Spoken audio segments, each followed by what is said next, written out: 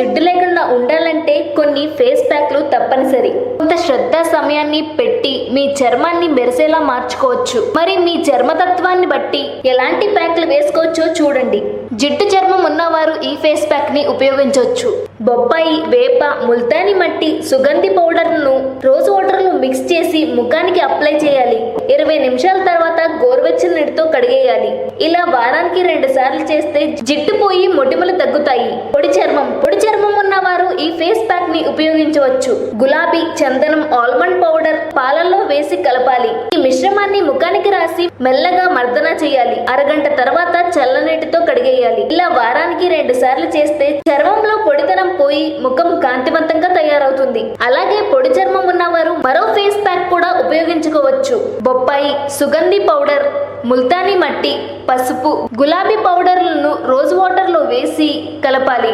దీన్ని ముఖానికి రాసి 20 నిమిషాల తర్వాత కడిగితే మొటిమలు, మచ్చలు తగ్గిపోతాయి.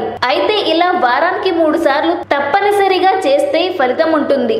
కళ్ళ కింద నలుపు ఉన్నవారు ఈ ఫేస్ ప్యాక్ ను ఉపయోగించవచ్చు. గులాబీ రేకుల పొడి, బొప్పాయి, పుదీనా పొడిలో 2 చుక్కలు చందనం నూనె, అలోవెరా జెల్ కలిపి కంటి చుట్టూ రాయాలి.